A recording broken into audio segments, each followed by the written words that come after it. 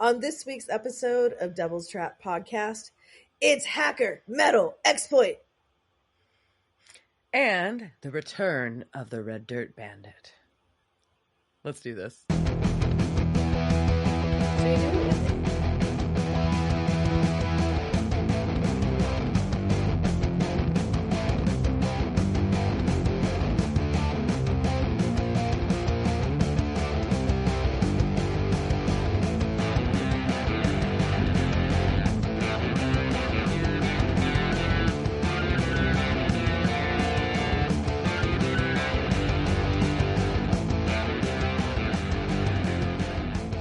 Welcome to this week's episode of Devil's Trap Podcast. I'm Diana. I'm Liz. And we're going to talk Season 7, Episode 20, The Girl with the Dungeons and Dragons. Tattoo. Oh, is that what it... My Did you know it was too long? Yeah, no, it's Tattoo. The whole title is The Girl with the Dungeons and Dragons Tattoo. And it is a very long title. It is a long title. I'm telling you, my Netflix just did done ellipsis at the end. I was like, oh, okay. That's funny. Yeah, no, there was more. Yeah. Oops. Oopsies. Oh. It's funnier with the Dungeons and Dragons. It is. Tattoo. I mean, I knew what the reference was still, but yeah, it makes a lot more sense. Mm-hmm. Well, that's how this week's going to go. Yep. All right. What have you been up to? I was like, what is the TMI for the podcast of, where things have been going in my body? But I've had cameras in many places of late. Fun. It is. It's always fun to see your insides. I can confirm there are no aliens in my uterus. I don't know. There was one point where she lit things up and she was like, those are the veins. And I was like, are they? Are those the aliens? I think we know. Then they're just hiding behind that ovary to wait for once a month to come out and start punching me from the inside. Like the aliens in your uterus do. There's oh my god. So I watched, have you seen on Max, The Garden? No.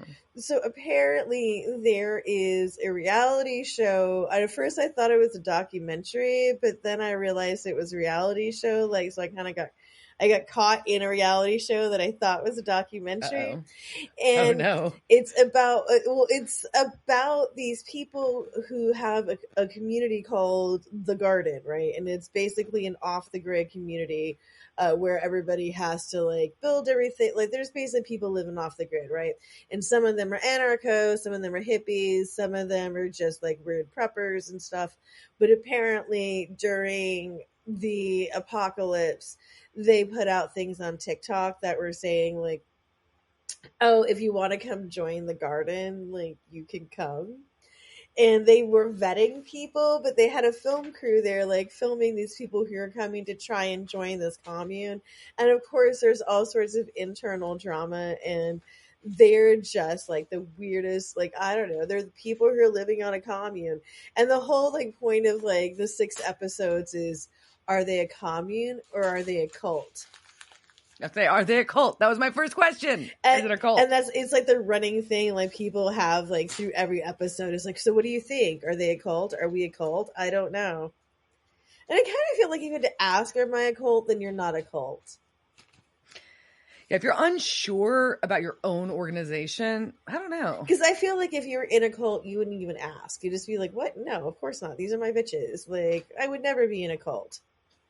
I don't know. But if you leave, I'm going to kill you. And it seems and I get to keep all your money. And they were voting people off, right? And I'm no, cults don't vote people off. Cults won't let you leave. That's the point of a cult.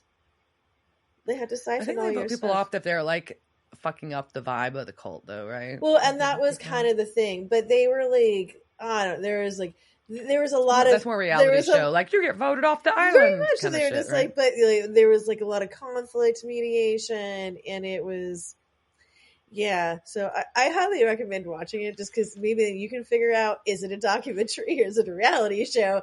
And I still don't know. The answer is yes. Sounds like the answer is yes. Yeah, and I kind of want to go, I don't want to hang out there. I really don't. I just want to sit outside and watch it with popcorn, which probably means they're a reality show. I want to sit outside and watch these people with popcorn. That's not a documentary, damn it. Damn it, I watched a reality show. I guess that's what I did. What about you? I had a cold, so I've been doing nothing. I got my Christmas decorations up on the house, and what else?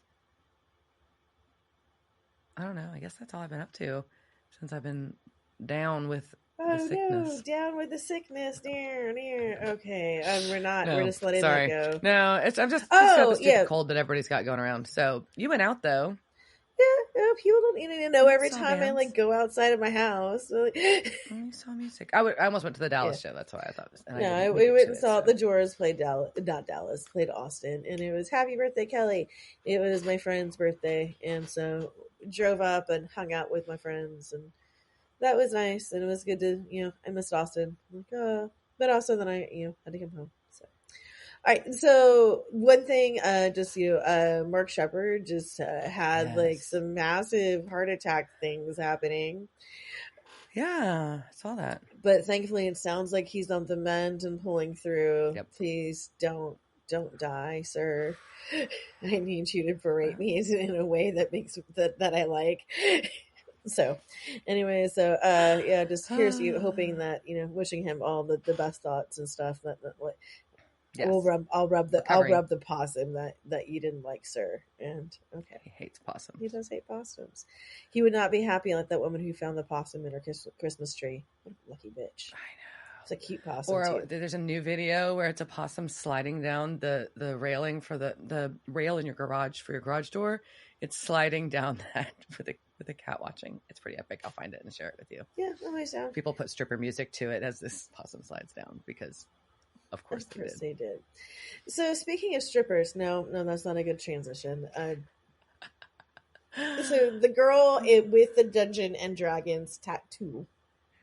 Yeah. So obviously this is a play on the film/book Girl with the Dragon Tattoo, Larson's book that also featured a female hacker, and is also Dungeons and Dragons. If you did not know, is something that many families blamed murder and other things on for a very long time, but really it's just guys and girls sitting around tables being dorks. Correct. And this first aired April 27th, 2012. It was directed by John McCarthy, and he was we're going to say the first assistant director, but I don't mean like he was the first assistant director. He was the first assistant director. You get that? Okay. Yeah. On the show, it's all part of one. It's not a time or chronological. There's like title. A second assistant. There's a second assistant director, but basically, so he was the assistant director on the odd number episodes, and Kevin Park was the assistant director on the even one. So there was the first and the second. But he also worked with Jensen on Dark Angel, and so he became the second crew person to direct an episode, which is pretty cool.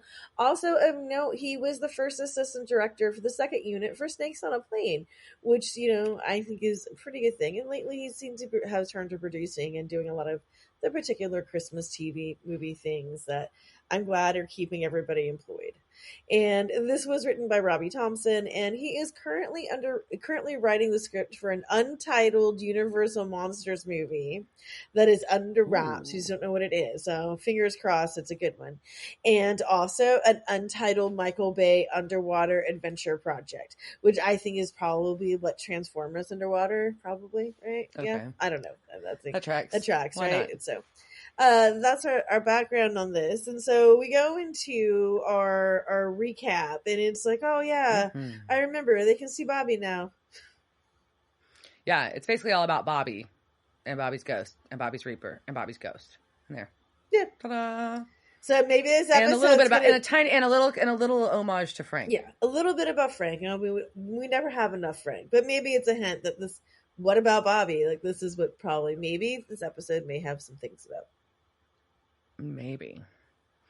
So we kick off in a cabin, and we've got Sam and Dean there, and Sam's on the phone, but they're researching where the Dick's dig sites. Oh my god! Yeah, I've got lots of Dick jokes in this. They just write themselves, I think. Yeah, so there's nothing in Dick's dig sites. No. So Dean drinks from his flask. Holy fucking shit! This is a lot of alliteration. And And we see the lights flicker, and guess who's there? It's Bobby. But they pull pulled guns on it. by Yeah, now. they're just like they get spooked, and so they pull guns. Okay, Yeah. it tracks. All right. But he disappears real fast, but then he comes back he's been worn out.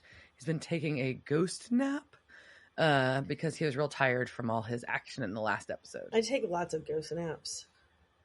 But he's finally able to, he's like, look, dudes, I've been trying to tell you this all season, what these numbers fucking mean. And they're like, we already know.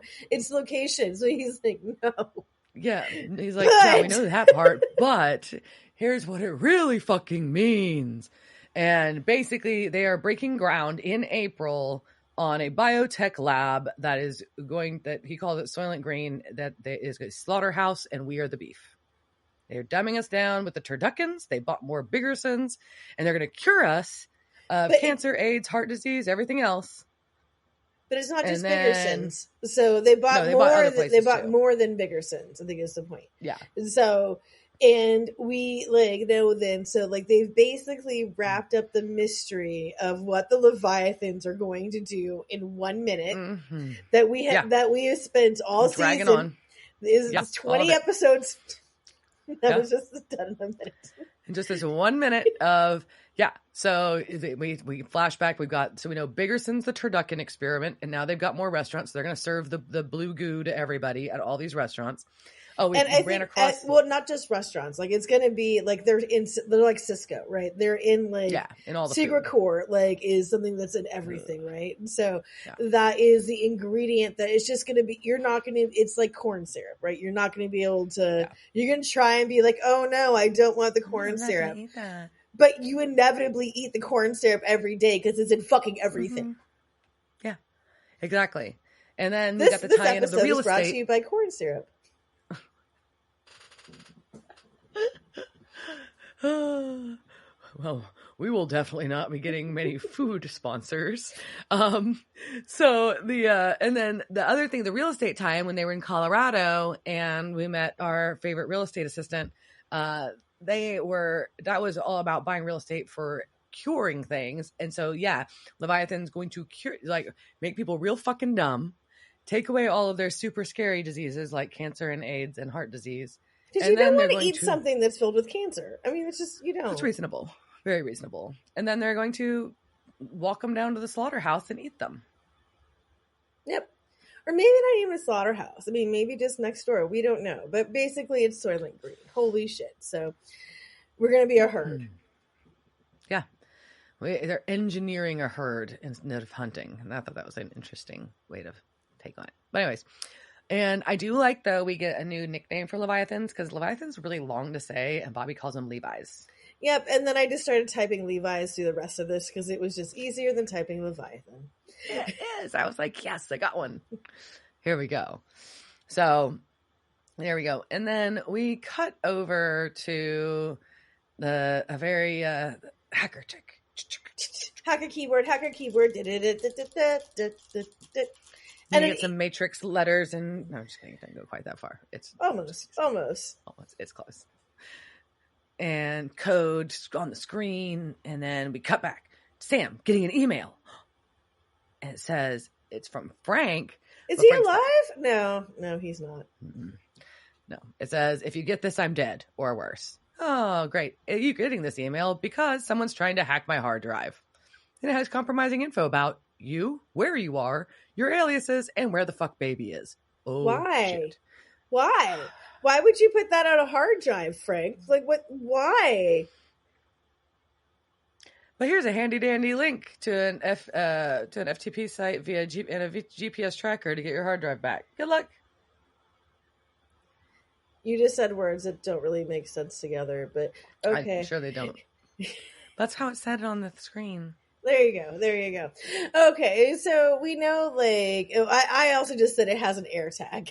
So thankfully, this hard drive has an AirTag, and where does it go? It goes to Richard Roman headquarters, right outside of Chicago. And we start getting our super nerd references. We get a Death Star reference. There's a lot of those. And I don't mean that in a mean way, for the record. No, it's just a very nerdy episode. Yeah. So we do our time jump to 5 hours earlier at Richard Roman Enterprises HQ. And we see a redhead female jumping off of her scooter in her Princess Leia t-shirt, wearing headphones, bopping along to Walking on Sunshine by Katrina and the Waves. Yes, which, as Supernatural Wiki pointed out, this is also how American Psycho, is as well. So you also have that parallel going to it. I thought that was interesting. That is a fun one. And who is this red chick? Well, she scans her ID going into the building, and it says her name is Charlene Bradbury. Hello, bitches. And she goes full dance party in the elevator, which I truly appreciated. After she checked to make sure that nobody could see her. And so, which is what you do. And then as soon as the elevator stops, she is just cool, calm, and collected and walks through her cubicle, which is also covered in nerd shit. Yes. We've got comic book figurines, plus, including from Wonder Woman, Star Wars, Lord of the Rings, all the things, plus Hermione. Yes. The ever important Hermione. And she immediately sits down and goes to a website for a political PAC, U.S. conservatives, and does a lot of clicky typing. And then that's how you have. And then yeah. Can't write it. All those noises. And is redirecting their donated funds to other causes. To animal lovers and lovers of the planet. So that is hilarious. And then her QB mate is just like, what are you doing? And he's like, please don't do illegal shit at work. I hate it when you do that. But tell me about your hookup last night at the reproductive rights charity event. So they are painting a picture of this character. Anyways, she's not worried about Pete, her boss, at all. She's like, he's a teddy bear. And we've learned that she goes by Charlie, not Charlene. And she's like, by the way, I can cover my tracks anyways. But of course, then, as TV does, she gets called to the boss's office. Oh no, and inside is Dick. Yeah. And he monologues to her. Pete and Dick's there ready to intro himself and monologue away about how important he is. Yep, so. As most executive dudes like that will like to do. They just talk about themselves to you over and over. But a good thing is, though, that she's not there about hacking those stupid super PACs, because that was adorable. And it was. And, but he asks how a high school dropout has one of the brightest minds in the company. And she just says, like, oh, I've got trouble with authority. And if I have trouble with authority, I want to be myself. I just have to be indispensable. Yeah, okay. No, it's, you can do whatever you want as long as they can't get rid of you. And, but this, like, thing about, like, what makes her special, we start seeing is something that really just, like, gets Dick's goat. And he just wants to know, what is that spark inside of you? I don't get it. You can't copy it. Ugh. And you're kind of completing me right now, Charlie. Yep. Anyway, so he's like, BT dub. So, because you've got that special spark that I don't understand at all, I'm going to give you this hard drive that's supposed to be impossible to crack. You got 3 days to crack it or you're fired. Never trust. It's got info that could bring down the company. Bye. Yep. He was only there because he wanted something. And now she's also upset because that means she's being watched. Mm-hmm. So she's annoyed because she's got the Eye of Sauron on her. But either way, we've got, she plugs in the hard drive and she thinks she invokes Hermione and she does a lot of her clicky typing. And then she, I guess it's a War Games reference. Yeah, no, it totally goes all War Games, and she gets very excited, and she's like, all right, let's play a game, bitches. And so then he's, nice try, zero charisma ends up coming on, which is, so zero charisma is a Dungeons and Dragons reference, because when you lose all your charisma points, it means you die. And then also zero charm was in Sneakers. So probably both of those references. Both. Nice. Well, she was all, at first, she thought she was all smooth, and she's like, it's hardly a chamber of secrets. Yes. So, but either way, so It's we cut also the back to name of Sam. So we cut back to the cabin. All right, back in the cabin, Sam, Dean, and Bobby. Dean's like, well, fuck it, we need to go get that thing now. Bobby's like, that's a bad idea. They know your faces. And Bobby's like, you should mail the flask in, and I'll go get it out. It's not a bad plan. Just like, if you can't get in, just send the ghost in. Like, it's kind of funny. Yeah, I was like, okay. But Sam and Dean are like, meh, I don't know about that, because apparently they're afraid if Bobby comes face to face with Dick Roman, he'll go full on vengeful spirit. So either way, we cut back to Charlie passed out at her desk. She never left the office. It's the next morning. And her cube neighbor offers to get her coffee with crack in it, like you do. Mm-hmm. And she's running code in the background, and suddenly access granted. She has decrypted the drive. Oh, yeah. And she is in. Mm-hmm. And there are folders on the desktop like March of Dimes, Clones, Known Facts, Monsters, and Richard Roman Enterprises. I'm very sad that she did not open up the other ones. Instead, I am too. I want to know what's in those other folders. I do too. And she's all like, who is this D-bag? And tries to talk herself out of opening a file, because really she's not supposed to. She's supposed to fucking crack the hard drive and hand it back. That's it. And she can't bring herself to not look. Because Hermione tells her to open it, because Hermione is a bad influence. Mm-hmm. Mm-hmm. So she opens the Richard Roman Enterprises file, and it's all of a sudden a bunch of files open from the folder, which is not how folders work, but okay. And they're all popping up, and they're flying across the screen. You can make them open up like that. Well, it's still like they're like flying and like highlighting and doing a thing. It's a thing. I don't know. It doesn't make it very easy to read. But either way, there's pictures of the land. There's pictures and drawings of Leviathans. There's info on Leviathans. There's news clips. There's notes that Frank made, all popping up. And she starts reading Frank's notes about Leviathans, and we hear it in Frank's voice, which is kind of cool. It's lovely. Mm-hmm. And he reads it to the viewers, and basically that Leviathans are old as time, talks about how borax will hurt them, they have huge teeth, and that they can shapeshift, and Dick Roman runs the show, and they bleed black goo, and says something, then it goes, don't turn your back, get out of the building, get out of the country. So that's kind of freaky.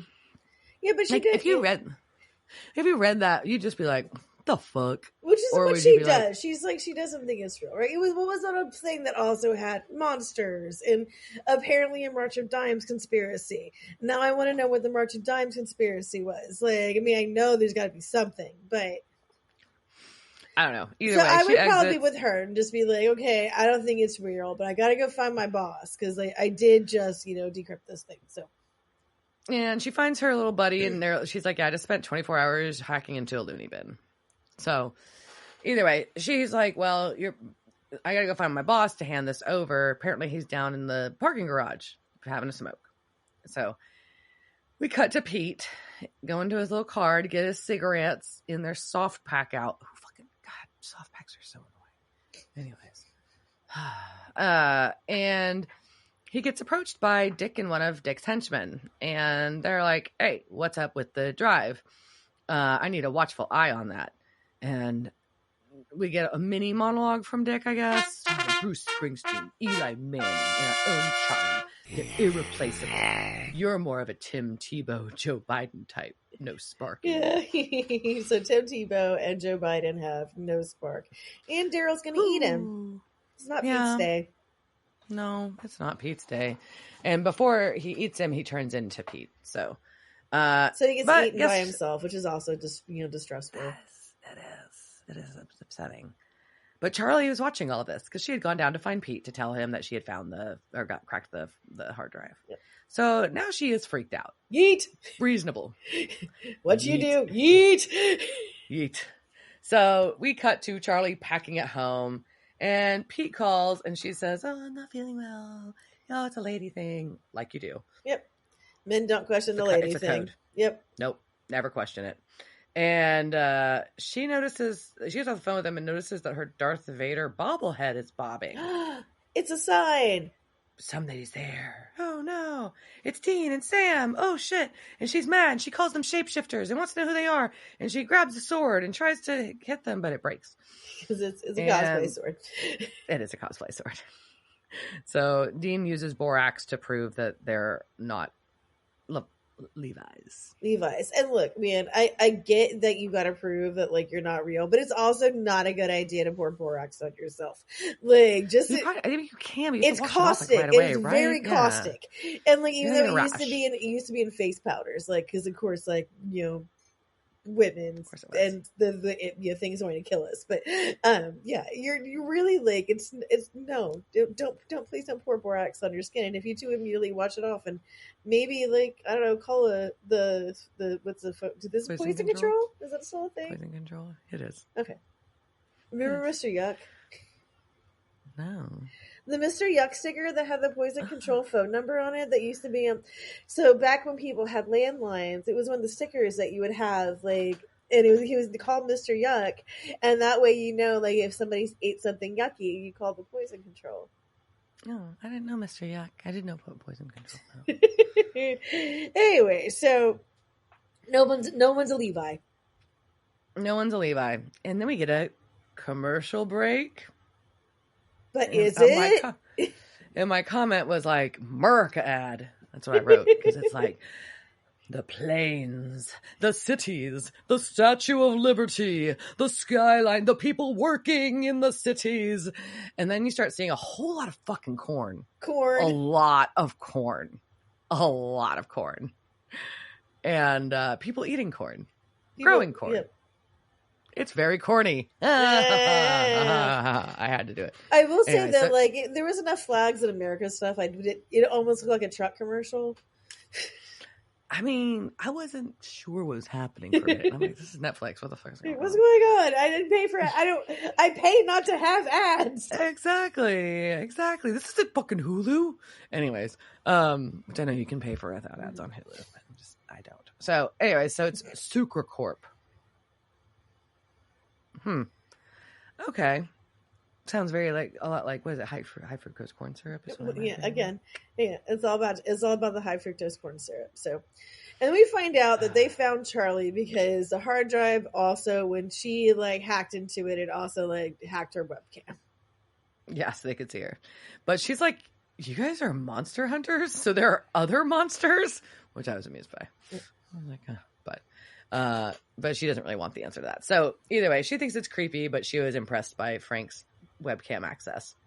And she just wants to know if it was all true, that everything she read on the hard drive, and Dean confirms it. And then Sam really wants to know the meat of this. How long did it take you to crack that hard drive? Because Frank had told them it would take a team days, right? And she's like, a day or so by herself. So we know that she's a bad bitch. She is a bad bitch and, has pretty good hardware at the desk in her office and did not look, whatever. Anyway, so she's a bad bitch. Yeah. And they're like, well, can you get into Dick's email? And she's like, well, he's if he's the leader of all this and we need to figure out the end game of all this. So she's like, yeah, let's figure out if we can figure out why he's doing all these archaeological digs. And ends up Dick's email is not on the company server, so she can't just hack into it from wherever. Yeah, so somehow the access denied that she got when she was trying to get into his mailbox showed that she was in the wrong server and that it was on a private server, but that, because she's a master hacker. So we're going to talk about some master hackers. Oh, master hackers lore or Laura's quiz, and God damn it, how did I just messed up all my windows? Hope Spotify doesn't start playing. Okay, so we're going to call it Hacker Metal Exploit.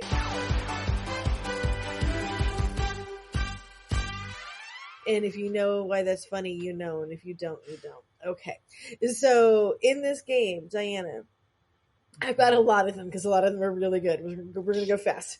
So you're going to have to figure out if the name is either the name of a hacker crew, and these were hacker crew names that were compiled by the online magazine Frack in 1988.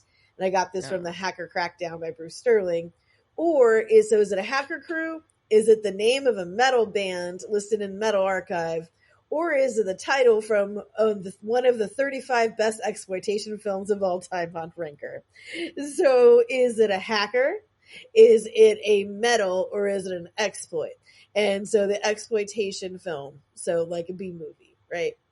Mm-hmm. Okay, you got it? Okay. Right, here we go. Your first and one. These are all... Okay, go ahead. Yeah. Do you have a question? Yeah. No, I'm ready. All right, your first one. Catholics Anonymous. Hacker crew, metal, or exploit? Exploit. That was a hacker crew. All right, next one. Ice Pirates. Oh, metal band? No, that is actually a hacker crew. Although technically Ice Pirates could be, I think, possibly counted as an exploitation film. I don't know if I would say there is an Ice Pirates movie. I think it kind of maybe on that genre. All right, next. Vengeance Inc. Hacker crew. That is a metal band from Brandon, Florida, who went by the name Vengeance until late 1987 when they had to change their name before recording Malicious Intent due to a clash with a Dutch Vengeance band of the same name. Number 4, High Society.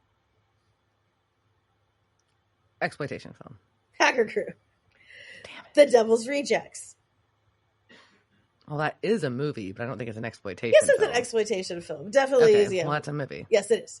But it's also a thrash and death metal band from Oslo, because of course it is. Of course it is. All right, number 6, The Punk Mafia. Hacker crew. Yeah. Shadow Brotherhood. Hacker crew. Badass Motherfuckers. That's a hacker crew. It is a hacker crew. A Band of Orcs. That might be a metal band or a hacker crew or both. It is just a metal band. There may be a hacker crew. At least they're not in 1988, right? So, okay, yeah. All right. Order of the Rose. Metal band? Hacker crew. Really? Secret Circle of Pirates. Hacker crew. That's a hacker crew. Unholy Rollers. Metal band. That is an exploitation film, which, according to the Ranker list, is a prime example of the popular roller derby subgenre. 1972's Unholy Rollers, starring Claudia Jennings as a young woman determined to rise through the ranks of the ruthless and competitive sport. With its raucous portrayal of life in the fast lane and unabashed sexuality, the film shatters expectations and challenges social conventions. And I'm sure it does. I was sure you had seen this. Okay. All right. I know. I knew better. I know that one. All right. Dead Man's Hand. Oh, that could be any of those or all of them. Oh, we'll go with exploitation film. It is a metal band. They are Norwegian and they're from Oslo, because of course they are. Modus Operandi. Hacker crew. Exploitation film. It is a 2009 Neo Grindhouse homage directed by Frankie Latina and does have Danny Trejo in it. Oh. All right. Last, we're going to give me 2 more. All right. Anarchy Inc.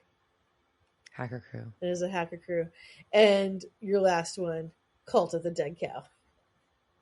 Oh, that's a hacker crew. It is a hacker crew. I know that one. So anyways, that was Hacker Metal Exploit. Huh. Isn't that a fun diversion? I could do that all day. And wow, they're such good names. Such good names. They're ridiculous. Yep. All right, so we go back to Charlie discussing about where she's finally given the realization that I have probably seen too much to live. Yeah, so I probably should help these guys, because if I help them, at least maybe they'll save my ass, because Dick's gonna kill me. And she should have taken that job at Google. She should have taken that job at Google.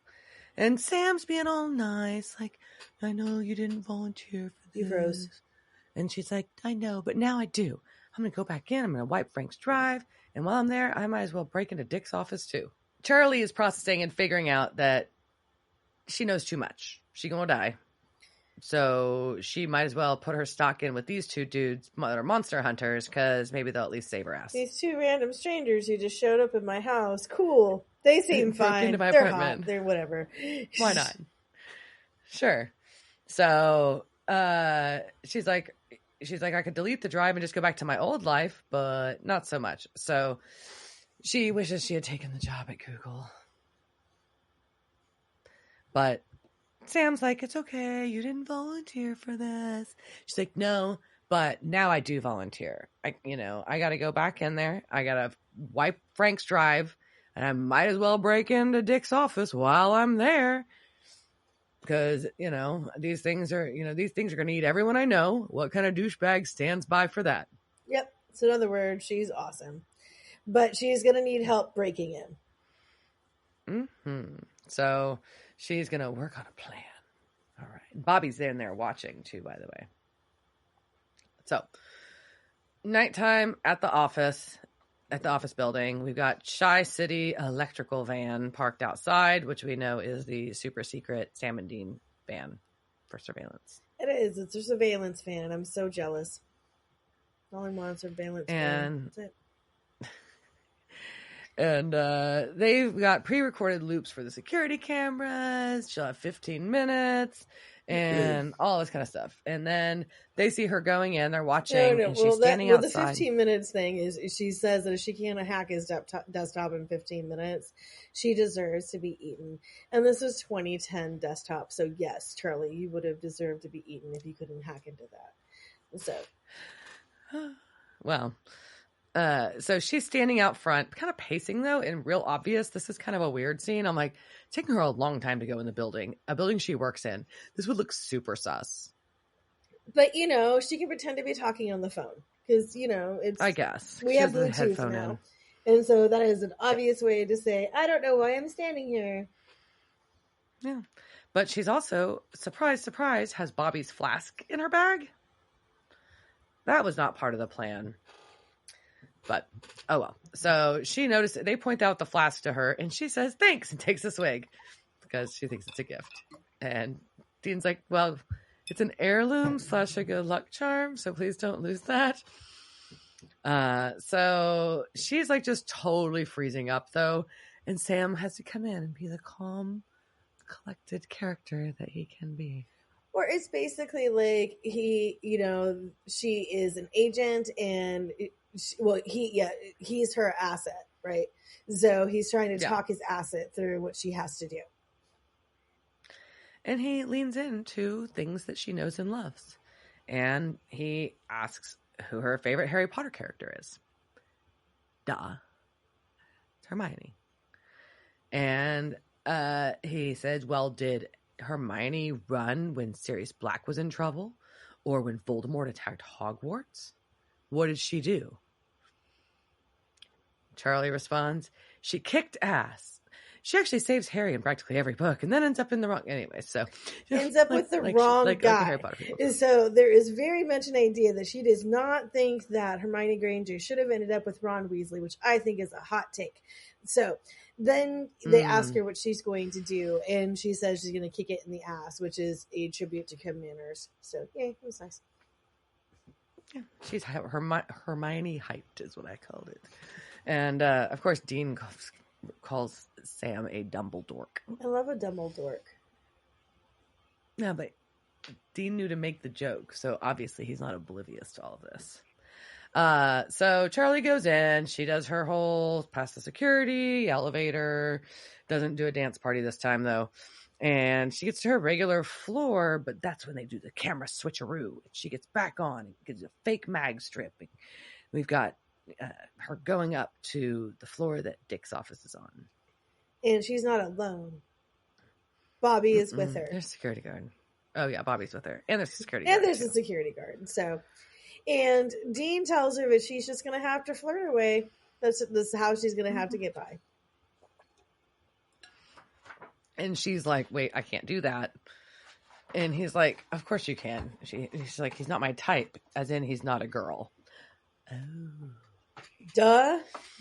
Did you not see, the the what the fuck is that elf's name thing on her laptop. So very hot elf, and I can't remember her name. Aragwin, Aragaga, Oh yeah, Arga. that one. Erwin. Well, it's Erwin? I don't know. Mila Arwen? Jovanovic or whatever. Not her. Whoever. What? Damn it! Now I'm spiraling. Richard. No, damn it! Lord of the Rings. No, what's Lord of the Rings? But the person she is the daughter of the guy from Aerosmith. Liv Tyler. It's Liv Tyler. God damn it. Okay. So it's a very hot Liv Tyler. Anyways. That's true. So Dean's advice is just to pretend she has boobs, or to pretend he has boobs. Doesn't work that way, but cool story. And then his next suggestion is to show a tattoo. Tattoos are always sexy. All tattoos are sexy. All tattoos are sexy. Noted. All tattoos are sexy. What tattoo does Charlie have? She has a Princess Leia in a slave bikini straddling a 20-side dice. I don't know about that one. Because it was Comic-Con and she was drunk. Yeah. Tracks. So Dean says, fuck it, I'm going to walk you through this. Smile, relax, and imagine Scarlett Johansson waiting for you. Yeah, but then I always picture her with her husband. So anyway, so this is a very classic like Cyrano, right? And it's a very well done Cyrano thing that Dean does. Yeah. Yeah, she goes up and Dean's just coaching her in her Bluetooth in her ear about asking Bill, I think his name is the security guard, about has he been going to the gym, and he should take her out for a drink, and then oh my gosh, and she starts repeating things that she shouldn't because she's repeating everything that she's hearing, which is not quite what she's supposed to do. But she manages to ask to use the executive washroom because the ladies' room on her floor is nasty. And it's probably not a lie. Most ladies' bathrooms are gross because bitches are nasty. Yeah, so he agrees to let her do it, and she smiles and walks away, and he checks his breath. We get a split screen for a second. It's kind of a cool thing. They just do it this one time. I kind of wish they had done it longer in this episode, actually. They do it right here where it's just Sam and Dean in the van watching her on the left and Charlie going into Dick's office on the right. I'm not saying this would have been effective for this entire scene, but it would have been a cool effect to carry a little longer than they did. Yeah. That's my hot take. But it is... I liked it. When it popped up, I'm like, oh, that's cool. And I just wish they had continued. Well, it's also just reiterating that we are basically in a heist, right? We are in a heist movie now. I think that's why I liked it so much. And that just feels very heisty when they use that effect. I don't know. So that's why I liked it so much. It's not a strong critique. It's just an observation. So she gets to the computer. But she puts on gloves first, so she's not going to leave any fingerprints. She puts on her hacking gloves. And hacker gloves. And so she can't go. No, she can just go blah, blah. Her fingers can't type the T words right because she's got fucking gloves on. But she's able to hack his password real fast. Well, so basically, she puts a USB in, and then she just basically is running a standard password cracker on it. And his password though is, what is it? It is winning with 2 ones, which is, because also for those of you who may not have been alive, go look at the Dark Side of the 2000s that has the episode on Charlie Sheen, and then you'll understand why she said, ew. Yeah, fail. And so, Bill, the security guard though, is getting a little suspicious because she's been gone to go to the bathroom for a while. And, we see Sam and we've got Sam in the van. And damn, that hot girl's shitty a long time. Oh my gosh. And Bobby decides he's going to Yoda this and closes and locks Dick's office. Locks from the inside. So, and so Charlie kind of jumps and that catches her attention. She's got files downloading. It's happening. It's just not done. And so good old Bill unlocks the door and is looking around and he sees her bag on Dick's desk and he is like, "The fuck? What is happening?" And everyone's just like, "Oh no." I'm like, "Oh no, your bag. Yeah. But she just nonchalantly walks out of the bathroom like, "Oh, hey, this bathroom was nice. Thanks." And pretended like that's the bathroom he directed her to. I thought it was a good playoff. I thought it was well done, Charlie. Mm-hmm. Agreed. And then she has to check the status. So the files that that she's called? downloading aren't done yet. So in order to kill time, she was like, "Oh, but you know what I forgot to do?" And then she finds one of Dick's big pens, and then she uses that to like write on his hand. And I bet you that pen would not write on his hand at all. It wouldn't. It would It'd not. be so annoying. His hand be all sweaty because he's all nervous. Anyways, and he's like, "We shouldn't be in here. Dick doesn't like people in his office."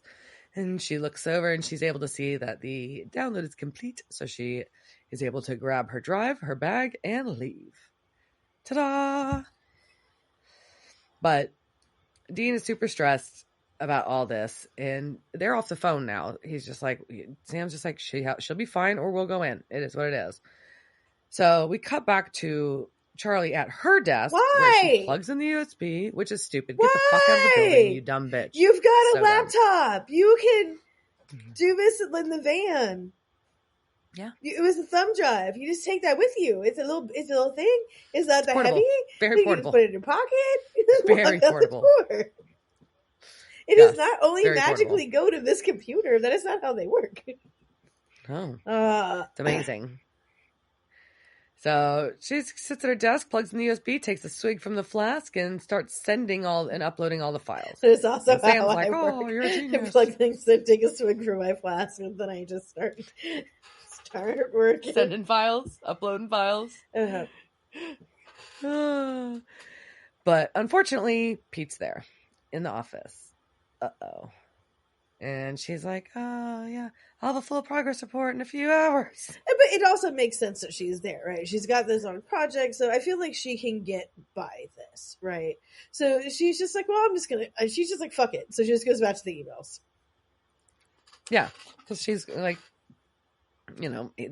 she's telling Sam and Dean are like, "What the fuck?" She's like, "Well, I got to keep up appearances. It's kind of the thing. You can't just bail in the middle of that." So, anyways, she's got the emails going, and she's like, "Look, there's some. We see Dick stopped digging." Sam and Dean realizes he must have found something if he stopped digging. And there's emails about a suitcase and Saudi Arabia and private jets, and then Paris. And then Mr. Trump, and then JFK, and then Downey Airport at 11:15 p.m. tonight. Yep. So that's convenient. And so, like, Dean's like, all right, so I think we can make it there. I just need one more favor. And it cuts. And we have Dick in the lobby in a tux on the phone. With Levi. See how that one is? Levi at the airport. Yeah. Yes, his Levi at the airport he's like, "Call as soon as the package is in hand." He's going to go have a light He's going to snack. eat these poor people who just got off a plane, and they're probably really tired. And, like, they're just having a day, and you're just going to eat them? You're such a dick. Yeah. And Charlie gets up from her cube, and now Dick's there. Yikes. Ew. And we cut back to the airport. The plane is landing, and Levi has a suitcase. He gets in his SUV, and he leaves. Sam and Dean watch, standing next to their what appears to be a 1970 AMC Matador. Way to go, Matador! Olay! Mm-hmm. Olay! So we kind of jump around a little bit here for a second. Now we've got Dick in his office with Courier Levi, and he says he's been waiting for a very long time. And they open the case. And it's a fucking borax bomb. So that's what Sam was doing. He wasn't making borax cocktails. He was making a borax bomb. And that's hot. So Sam Winchester in a surveillance van making a weapon of destruction. Sorry. Of the Levi destruction. That's just hot. All right. So then we're just like, well, we got to go back in time and explain things. So 2 hours earlier. Correct. I'm going to bitch here for a minute. Because, like, we had 5 hours earlier, and now we're doing it 2 hours earlier. That's fucking annoying. I get doing, like, time jump. It's a heist. It's I think it's also kind of like a heist thing to be like, this is, like, what you miss. Like, so I guess if we're running through, like, that theme, right? So I get it. But it's still, like, it's rando, right? It's like, okay, so we're going back in 2 hours now, and we get to find out that favor.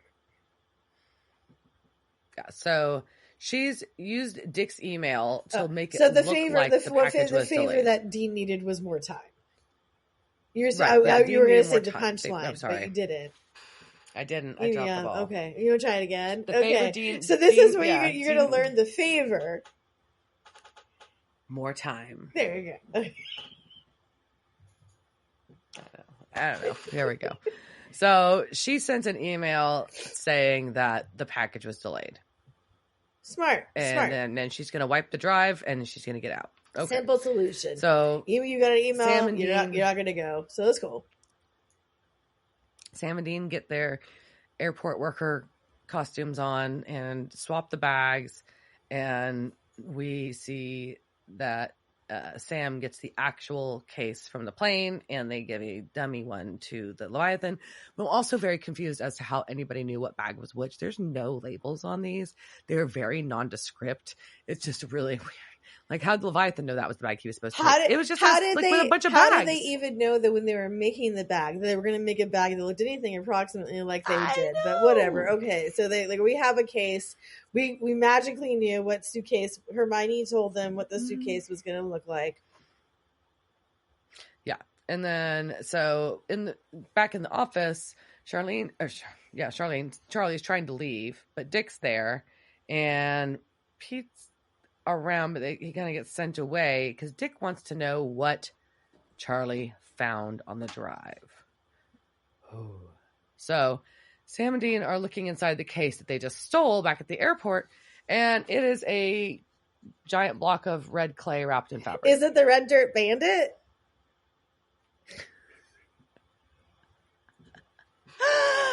I appreciate you brought that back around. Okay. All right. There we go. So Charlie's like, sure, I'll show you this drive. There's nothing about the company on it because she already deleted that shit. That's right. And he's like, well, is anything about Sam and Dean?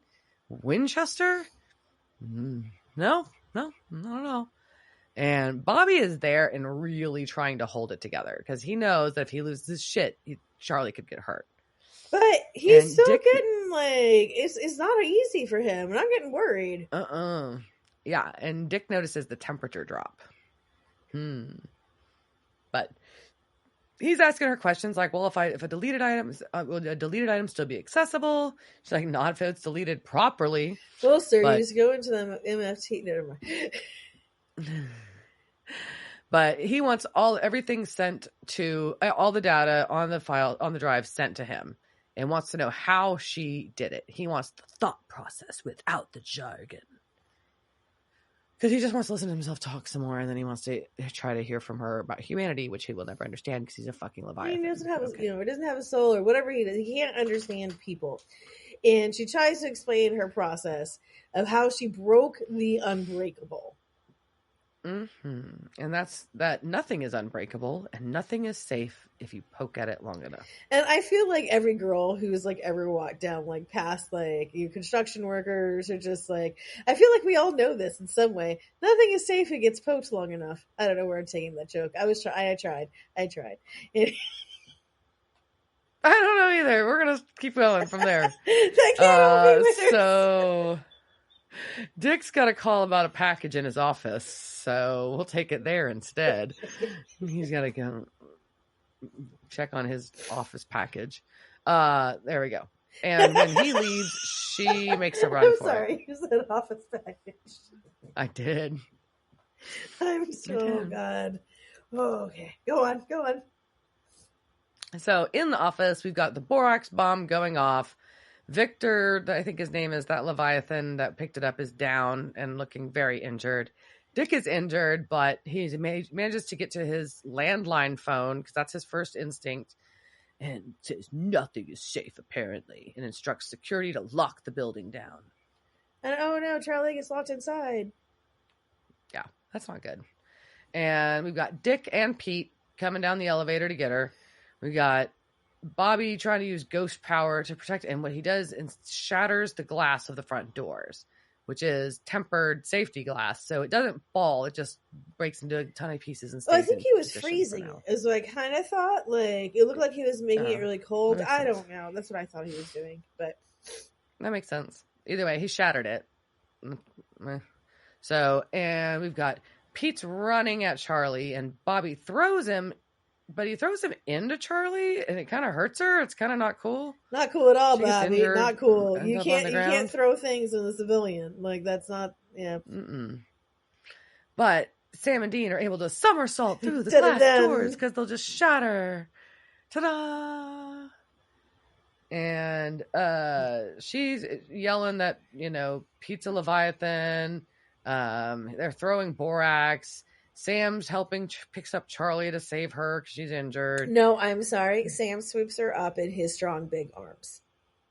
Oh, correct. You are correct. He does. He does swoop her up. It was definitely a swoop. And Dick's all like, she's hanging with the wrong crowd. Because Dick just cannot not say something douchey. And as Sam and Dean are trying to back out with Charlie, they're like, fuck it, we got her, we got the shit done, let's get out of here. And Bobby is not ready to leave. He wants to go after Dick. And Bobby's going after Dick. He's sorry, I said it and I was like, God damn it, I said that and I can't not say it again. And it decks him, and I think that this is a weird thing. Like, Dick knows that he wants to know what Bobby is. I don't think Dick really knows that it's a ghost. Do you? No, he doesn't know. He's like, basically, this invisible thing is hitting me. That's all he knows. I'm cold and invisible. And he seems amused. He's like, hey, let's do this for like real monsters. Ha ha ha. So it's kind of weird. I don't know. And then, yeah, we just kind of see him get decked a couple times, and that's it. Yeah, Bobby, so he doesn't kill him, but he can't, I guess. And then we cut to them back in El Matador. Olay. Yeah. And Charlie's like, why didn't you kill Dick? And Sam's like, well, we can't yet, but we will. And she drops some knowledge on them. Really evil ones always need a special sword. It's true. It's true. It is true. But then she passes out. Yep. Yeah. And Bobby's next to her, and we see Dick on the phone. He's mad that Sam and Dean have whatever it is, which is obviously the red dirt bandit. And so they've stolen the red dirt bandit, and he is so mad that he can't even bib his flunky. No, he's just gonna eat him. And he does. So we are now at the bus station. Yeah. Bus station. Yeah. I lost the word for a minute. Oh, I thought you just was curious. I was like, no, it's a bus station. A bus station, and it's the Cook County Terminal, and Charlie has left the flask on the back seat. Says the bad good luck charm, and she's got her arm sling on, and she is gonna get the fuck out of there. And they can repay her by never calling her again. Never contact me again. And but she does make it aside. She's like, this isn't the first time I've disappeared. Do you think my name is really Charlie Bradbury? Okay. Nerd stuff. Okay. Mm-hmm. Yeah. So anyway, so she leaves, and Sam and Dean are like, oh, she's kind of like the little sister I never wanted. And so, well, I do appreciate like that. That's how they look at her, right? I mean, I know she's, she, also, she's not on the same. They don't bat for the same things, but at least like Dean wasn't like all douchey, right? Like neither of them were douchey about it. They just treated her like a person. Which, thank you for not objectifying Felicia Day. I guess Yeah, yeah, it was cool. Yeah, appreciate that. And they talk a little bit about Bobby though before they get back, because that was borderline vengeful spirit shit. Charlie got hurt because of Bobby's actions, and if he keeps going down that path, they won't be able to pull him back. But for now, they need to focus on what the fucking red dirt bandit is. They have to. They have to pull the arm and figure out what it does. And then they can figure out Bobby. But I'm like, is this your priority? I don't know. Like, I think your priorities may be wrong. But do we have some casting couch? Casting couch. It's the casting couch. Were they on that show that time with that guy? La la la la la la la la la la la. We do. Obviously, first and foremost, for our casting couch, we must address Charlie Bradbury. Right? I think so. We can start off with her. Yeah. Yeah, I've been this shirt has been in my closet for since we started this podcast, and it's not even out this episode Yay. yet.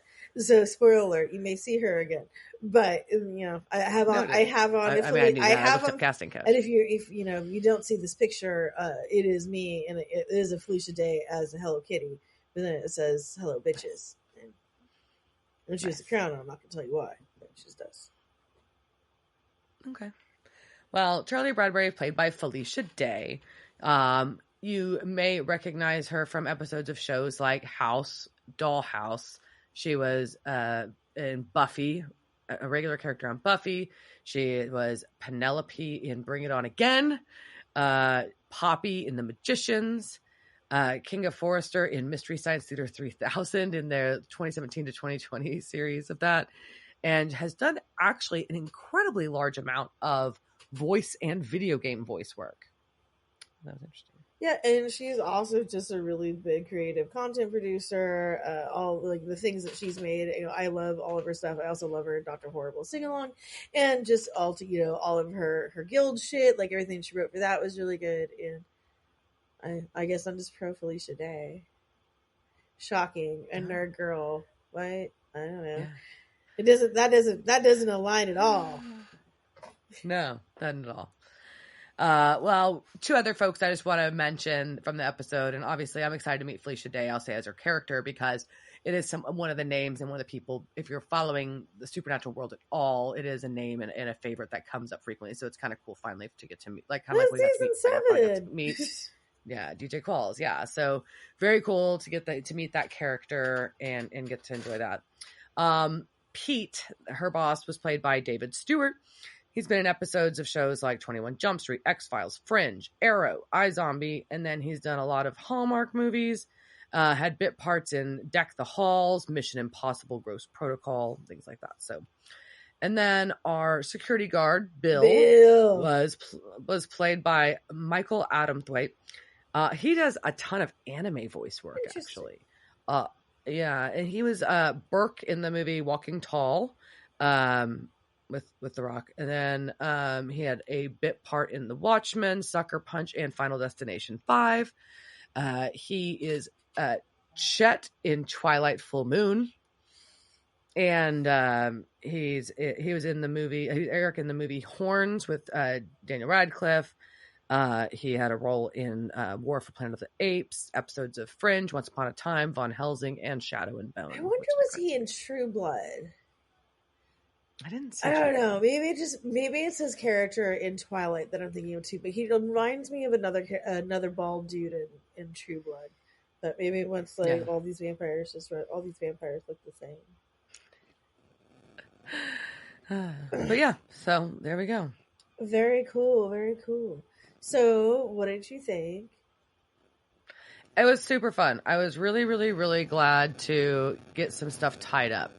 I think that was really helpful in this episode, because not only did they finally answer we got the Levi's what plan. Are they doing here? We have a shortened word for Levi's. Also, I love that we know that, but we talked about that for that minute, and then just kind of moved on. Cool. We solved the entire mystery that this last year has been based on, and we're just going to move right on from it. Yep. Okay. Yeah. Cool. So, but yeah, we know what Leviathans are after. We don't have to call them Leviathans. We can call them Levi's. We have seen Bobby interact a little bit more. We met a cool character, and we injured Dick. We got to make a lot of dick jokes. And I loved all the nerd references throughout. We didn't hit all of them, but that would have taken. Yeah, they list them all on the Supernatural wiki page for this if you want to go look. But I mean, then they have it broken down by obviously, but by fandom, right? So all the Potter references, there's a ton of Star Wars references. Some things that were obvious and some things that weren't. So, but yeah. So no, I thought it was a nice combination of a good lead up to the end of the season, which is important because we better know what the fuck, what does the big bad want, right? I mean, we didn't even know that really. Yeah. No, now we finally know, and except for we don't know what the stupid red dirt bandit is. We don't know. Sorry. We don't know when they're coming back. I guess probably going out to that Turnpike Troubadour again. You just never know. All right, so hopefully, and stay tuned for next week to find out the tales of the Red Dirt Bandit. Or maybe what happens in Supernatural. I don't know. All right. Maybe. Sure. Cheers, bitch. Devil's Trap Podcast is a Don't Get It production. Meow. Devil's Trap Podcast is part of the Ship It Studios Podcast Network. Thanks for listening to this week's episode of Devil's Trap Podcast. You can follow us on Instagram at Devil's Trap Podcast, Twitter at Devil's Trap Pod, or you can email us at devilstrap@devilstrappodcast.com. Don't forget to subscribe, leave reviews, and share with all your friends. We're at all your favorite podcast outlets and at devilstrappodcast.com. I'm Babe. Thanks for tuning in, and we'll see you next time.